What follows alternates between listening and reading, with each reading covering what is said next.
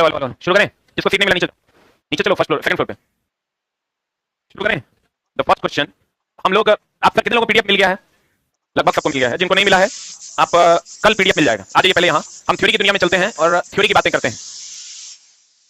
एक दिन में 10 क्वेश्चन का टारगेट है हमारा। आपसे 10 क्वेश्चन एक दिन में पढ़ाएंगे, ठीक है? सभी लोग उतना ही पढ़ाएंगे, कोई 10 कोई 11 कोई 12, ठीक है? क्योंकि थ्योरी भी पढ़ाना है और क्वेश्चन भी करवाना है। हमारा इस क्लास के माध्यम से उद्देश्य ये है कि हम आपके नंबर्स को बढ़ा सकें और हम आपको वो पढ़ा सकें, बैठ जाओ ना, हम आपको वो पढ़ा सकें जो आपका छूट रहा है। इस क्लास के माध्यम से हमारा ये पढ़ाने का उद्देश्य कतई नहीं है जो आपको आता है उसी को पढ़ा के हम आपको घर नहीं भेजेंगे। हम आपके डाउट वाले सेक्शंस को फेज 1 फेज 2 फेज 3 के माध्यम से क्लियर करेंगे, ठीक है? लेकिन इसके लिए थोड़ा पेशेंस लगेगा। नीचे चले जाइए बाबू, ऊपर में सीट नहीं है, नीचे जाइए। इसके लिए थोड़ा पेशेंस लगेगा। नीचे सेकंड फ्लोर पे जाइए, वहां लाइव हो रहा है। इसके लिए थोड़ा पेशेंस लगेगा, और पेशेंस लगेगा नहीं मतलब लगेगा, और आपको समझने की कोशिश करनी होगी क्योंकि लेवल थोड़ा सा अप है। लेवल थोड़ा सा अप है तो समझने की कोशिश करनी पड़ेगी, दूसरा कोई उपाय नहीं है। नहीं तो आप हमेशा इजी प्रश्नों को पढ़ लेते हैं, टफ क्वेश्चन से दूर भागते हैं। तो हमारे साथ रहिएगा, टफ क्वेश्चन के साथ रहिएगा, उसको समझ पाइएगा, रिवीजन कर पाइएगा, ठीक है? और ये जो फेज 1 फेज 2 फेज 3 का जो पीडीएफ आएगा, उतना पीडीएफ अगर आप पढ़ लेते हैं अच्छे से तो आपको टफ क्वेश्चन के लिए कुछ भी खोजने की जरूरत नहीं है। यही फेज 1 फेज 2 फेज 3 का पीडीएफ आप पढ़ लीजिएगा और आपका काम हो जाएगा, ठीक है? लेकिन थोड़ा सा जद्दोजहद आपको भी करना होगा। आप समझ रहे हैं कि 45 मिनट में 30 क्वेश्चन लिए हैं, इसका मतलब क्वेश्चन का लेवल क्या होगा, ठीक है? और सारे पूछे हुए प्रश्न हैं, इसलिए आप किसी भी प्रकार का इल्जाम नहीं लगा सकते हमारे शिक्षकों के ऊपर कि ये क्वेश्चन आएगा, ये क्वेश्चन नहीं आएगा, ठीक है? और एग्जाम से पहले जब टफ क्वेश्चन पढ़ाया जाता है तो बच्चे कहते हैं ये क्वेश्चन नहीं आएगा, और जब एग्जाम में टफ क्वेश्चन आ जाता है तो बच्चे कहते हैं ये तो पढ़ाया ही नहीं था।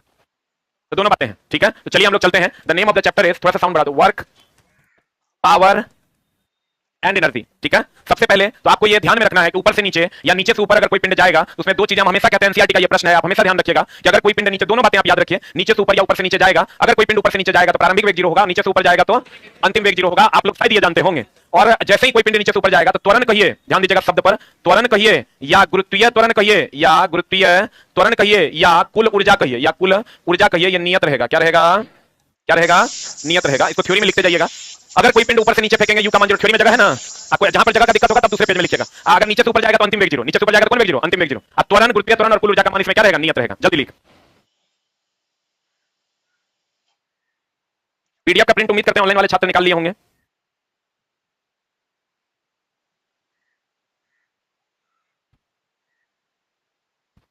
लिखिए, थोड़ा फास्ट करना है। ऊपर से नीचे आएंगे यू का मान 0, नीचे से ऊपर जाएंगे भी का मान 0, ठीक है? 10 क्लास के बदले 12 लग जाएगा, लेकिन पढ़ाएंगे बड़े प्यार से, कोई हड़बड़ा के नहीं पढ़ाएगा। टीचर लोग को भी बता दिया गया। क्लियर है?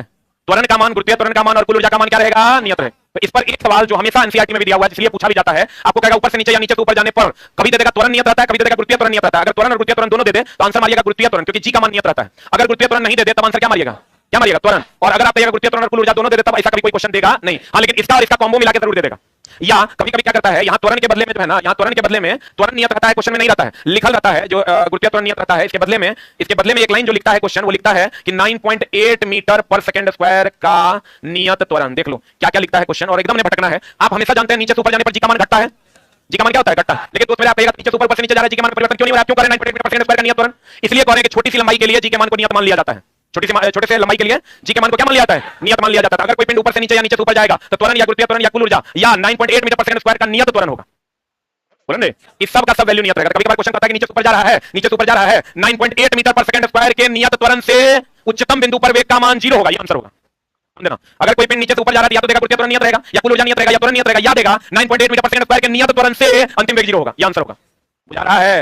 एनसीईआरटी का सवाल है। अगर कोई पिंड ऊपर से नीचे आ रहा है तो या तो त्वरण नियत होगा एक ऑप्शन, या नहीं तो कुल ऊर्जा नियत रहेगा या गुरुत्वीय त्वरण नियत रहेगा, या 9.8 मीटर पर सेकंड स्क्वायर के नियत त्वरण से प्रारंभिक वेग 0 के साथ आ रहा है। बुझा रहा है कि बाउंसर मार रहा है? दोस्त मेरे दिमाग स्थिर करके रखना। ये लिख लिया। अब देखो क्वेश्चन क्या कर, पहला ही क्वेश्चन है आपका 10 केजी, एनसीईआरटी एग्जाम्पलर का क्वेश्चन है। 10 केजी द्रव्यमान, लग रहा है ना न्यूमेरिकल है? लग रहा है कि नहीं? 10 केजी द्रव्यमान के लोहे तथा 3.5 केजी द्रव्यमान के एल्युमिनियम के गोलों का व्यास समान है। व्यास क्या है? दोनों गोले किसी मीनार से एक साथ गिराए जाते हैं जब वे भूतल से 10 मीटर ऊपर होते हैं। भूतल से वो कहीं रहे, नीचे रहे, यहां रहे, यहां रहे, यहां रहे, यहां रहे, यहां रहे, कहीं रहे, 10 मीटर ऊपर होते हैं, तब इनके समान क्या होंगे? जल्दी से बता दो। हम यहां गतिज ऊर्जा नहीं लिखे, हम यहां क्या लिखे हैं? कुल ऊर्जा। कुल ऊर्जा जो होता है आपको भी पता है, कुल ऊर्जा जो होता है वो potential energy plus kinetic energy होता है। कुल ऊर्जा का मान किसके किसके बराबर होता है? तो यहां गतिज ऊर्जा ऑप्शन होगा क्या? स्थितिज ऊर्जा ऑप्शन होगा क्या? संवेग ऑप्शन होगा क्या? त्वरण ऑप्शन होगा क्या? क्लियर है? अब जल्दी से यहां थ्योरी लिख लियो, अगले पर चले हम। अब अगला प्रश्न पर चलते हैं। दोस्त मेरे, हमारा एक ही मकसद है इस क्लास के थ्रू, थ्योरी भी पढ़ाना टफ टॉपिक को, और टफ टॉपिक के सेम टाइम में क्वेश्चन भी करवा देना, ठीक है? अब चलते हैं दोस्त मेरे, क्या मामला है कि अगर आप जानते हैं, एक बात बताइए, एकदम सिंपल सा थ्योरी है और इसको शायद आप जानते होंगे। बंदूक मास, ये तो सबको पता होगा, ये न्यूमेरिकल mg/v बराबर -mv/v, पता है कि नहीं पता है? कल भी आया था टेस्ट में, और उम्मीद करते हैं कि आप इसको जरूर बनाए होंगे। हमेशा ये टेस्ट में इसलिए आता है कि हमेशा क्वेश्चन पूछा जाता है। अब लेकिन इसका एक क्वेश्चन हमको बताइए कि वेग किसका कम होगा? बंदूक का velocity of the gun is less या velocity of the bullet is less? किसका वेग कम होगा? गन का वेग पीछे हटने का कम होता है और बंदूक के आगे हटने, चाहे गोली के आगे चलने का वेग ज्यादा होता है। देखो बात बताइए, तुमको पता है गोली का वेग ज्यादा होता है, उतने तेज से अगर बंदूक पीछे हटेगा तो आदमी मर जाएगा रे। तो अगर इसका वेग कम होता है क्योंकि इसका द्रव्यमान ज्यादा होता है, इसका वेग ज्यादा होता है क्योंकि इसका द्रव्यमान कम होता है। प्यारे बच्चों, इससे आपने क्या सीखा? इससे आपने क्या सीखा? इसका द्रव्यमान क्या है? कम। P फॉर बुलेट है, G फॉर गन है, तो मास वेलोसिटी ऑफ द गन कम है, इसलिए डाउन एरो है। मास ऑफ द गन भी ज्यादा है, अब वेलोसिटी ऑफ द बुलेट जो है वो ज्यादा है, velocity of mass of the bullet क्या है? कम है। इसका मतलब सीधे शब्दों में कि जिसका द्रव्यमान ज्यादा होगा उसका वेग कम होगा, और जिसका द्रव्यमान कम होगा उसका वेग ज्यादा। यही मामला है। अरे बोलिए, अब एक बात बताइए, एकदम सिंपल सा प्रश्न है, इसको लिख लीजिए फिर बतिया लेते हैं।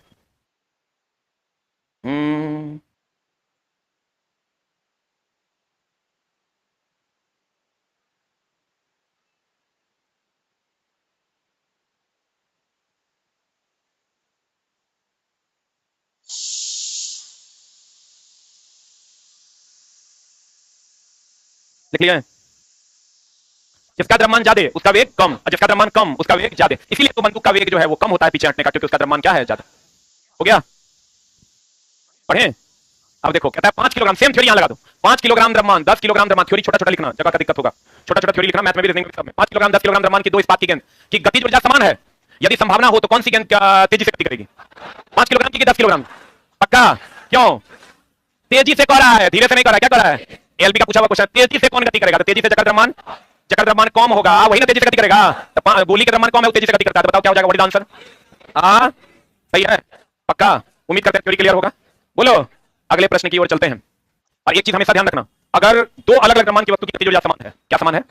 क्या समान है? क्या समान है? गतिज ऊर्जा समान है, तो अगर उस पर समान बल लगाएंगे तो वो समान दूरी तय करेगा। लिखिएगा नोट करके, अगर दो अलग अलग द्रव्यमान की वस्तु, अगर दो अलग अलग द्रव्यमान की वस्तु, थ्योरी में थ्योरी लिखना है, सॉल्यूशन में जाकर सॉल्यूशन लिखना है। अगर दो अलग अलग द्रव्यमान की वस्तु की गतिज ऊर्जा समान हो, की गतिज ऊर्जा समान हो और उस पर समान बल लगाया जाए, समान बल लगाया जाए, तो रुकने से पहले वह वस्तु समान दूरी तय करेगा। समान दूरी तय करेगा।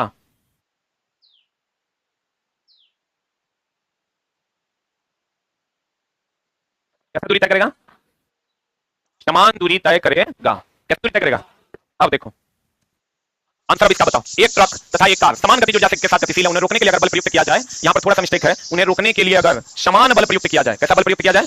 समान बल प्रयुक्त किया जाए, तो कार के ठहरने से पूर्व लंबी दूरी तय करेगा, ट्रक ठहरने से पहले लंबी दूरी तय करेगा, दोनों ठहरने के पूर्व एक समान दूरी तय करेगा। क्या होगा आंसर?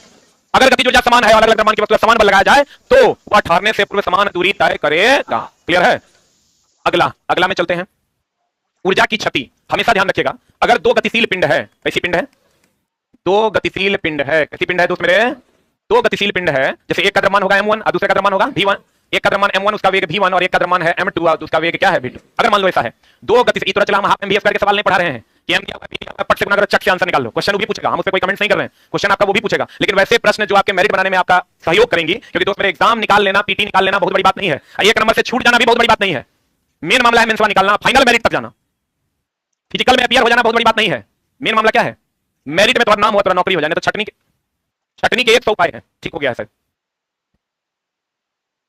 छटनी के 100 उपाय है, या तो तेरा पीटी में छांट देगा एक नंबर से, अलग तो तेरा मेंस में छांट देगा। जब खाली पीटी है तो कोनो ना कोनो चीज में आगे जाकर अगर नंबर कम रहेगा तो छटने की संभावना प्रबल है। लोग कहते हैं कि क्वेश्चन पढ़ने से रिजल्ट होता है, हमको ऐसा लगता है कि 5 अच्छे क्वेश्चन पढ़ने से रिजल्ट होता है, तो मतलब नौकरी होता है, रिजल्ट क्वेश्चन पढ़ने से होता है, लेकिन नौकरी जो होता है ना वो 5 अच्छे प्रश्नों को पढ़ने से होता है। ये बात आप हमेशा ध्यान रखिए। नौकरी लेना और रिजल्ट लेना दोनों अलग अलग बातें। इसमें बहुत सारा बच्चा ऐसा होगा जो मेरिट से कहीं ना कहीं से छटा होगा। एक बार हाथ खड़ा करो, कौन कौन है? बहुत ऐसे बच्चे और एकदम क्लोजली छटे होंगे, वो काम आपके साथ ना हो, आपको फिर से ना बैठना पड़े 5 साल तक, उसी का उपाय लगा रहे हैं। नौकरी 5 अच्छे प्रश्नों को पढ़ने से ही होता है, ये बात हमेशा ध्यान रखिएगा। हम बात कर रहे थे अगर दो गतिशील पिंड है और अगर टक्कर हो गया, क्या हो गया दोस्त मेरे? अगर दो गतिशील पिंड में टक्कर हो गया या टक्कर नहीं भी हुआ तो उसका जो क्षय होगा गतिज ऊर्जा का, क्षय जो होगा वो गतिज ऊर्जा का क्षय, गतिज ऊर्जा का जो होगा वो क्या होगा? हाफ m, ध्यान देना, half m1 v1 square minus half m2 v2 square. इसका ध्यान देना, अगर द्रव्यमान सेम है तो हाफ m कॉमन ले लेना है, v1 square minus v2 square. बोले मैं नहीं करेंगे। अगर सेम द्रव्यमान है तो हाफ m कॉमन ले लेना है, v1 square minus v2 square ना। और अगर द्रव्यमान सेम नहीं है तो इसका m1 v1 इसका m2 v2 सबका वैल्यू पुट कर देना, you will get the result. अरे बोलो, तो पहले तो ये मामला। अब मामला ये है कि एक और सवाल है। सवाल क्या है? थ्योरी है, अगर ये इसका द्रव्यमान m1 है और इसका वेग v1 है, और अगर इसका द्रव्यमान m2 है, इसका वेग v2 है, और दोनों आपस में टकरा के साथ में चल दिया, इसका द्रव्यमान m1 इसका द्रव्यमान m2, और ये मान ले v वेग से चल दिया ना, तो टक्कर से पहले का जो संवेग होगा टक्कर के बाद का संवेग समान होता है। संवेग बराबर होता है द्रव्यमान गुना वेग। संवेग बराबर क्या होता है? तो इस टक्कर से पहले का द्रव्यमान गुना वेग, द्रव्यमान गुना वेग, द्रव्यमान गुना वेग। बोलो नहीं करेगा कि टक्कर से इधर पहले है कि बाद है? आइए तो टक्कर से पहले का संवेग हो जाएगा m1 v1 plus m2 v2। बोलो हाँ, संवेग बराबर मान गुना वेग m1 v1 plus m2 v2 अब बराबर ही हो जाएगा m1 plus m2 into v। बोलो हाँ। तो अगर हमको टक्कर के बाद का वेग निकालना है कि टक्कर के बाद वेग कितना था, तो ये फॉर्मूला लगा देंगे, यहां से भी नहीं निकल जाएगा। अरे बोले मैं नहीं करेगा, निकलेगा। टक्कर के बाद का वेग हमको पता है। अगर मान लो ये टक्कर से पहले का वेग हमको पता है, इसका काइनेटिक एनर्जी निकालेंगे, इसका काइनेटिक एनर्जी निकालेंगे, पूरे का kinetic energy half m1 v1 square half m2 v2 square करके इसका काइनेटिक एनर्जी निकाल लेंगे, इसका काइनेटिक एनर्जी निकाल लेंगे। हमको टक्कर से पहले जो ऊर्जा था, मान लो ये दोनों मिला के 10 जूल ऊर्जा था काइनेटिक एनर्जी, और टक्कर के बाद 8 जूल हो गया, तो एकरा में से एकरा घटा देंगे तो हमको 6 ऊर्जा नहीं मिल जाएगा? मिलेगा कि नहीं मिलेगा? मिलेगा कि नहीं मिलेगा? और दोनों का साथ में वेग निकालने के लिए हम फॉर्मूला का यूज करेंगे कि नहीं करेंगे? करेंगे। तो जल्दी से लिख लो, रुक जा ऊपर से जल्दी लिख। अरे टीचर का टाइम चला फिक्स है, कल से एक्जैक्ट 9 बजे लाइव हो जाएगा। 9 से 9:45 मेरा है, 9:45 से 10:30 गौरव सर, 10:15 रोशन सर, और तीनों कंटेंट हम पूरी टीम के साथ